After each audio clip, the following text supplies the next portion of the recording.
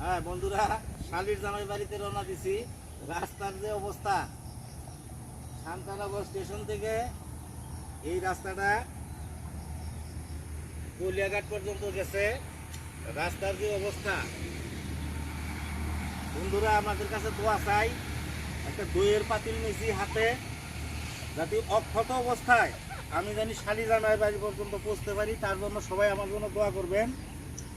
বাংলার বুকে এমন রাস্তা আছে এখন আর আমি কোথাও দেখি না। এই রাস্তাটার যে অবস্থা, বেহাল অবস্থা, খুবই খারাপ অবস্থা। আমি যাতে সুস্থভাবে যাইতে পারি তার জন্য সবার কাছে আমি দোয়া চাই। সবাই আমার জন্য দোয়া করবে।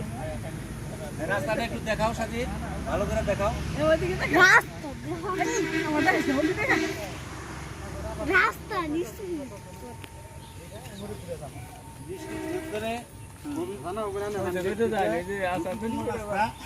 যাওয়ার মতো কোনো পরিবেশ নাই।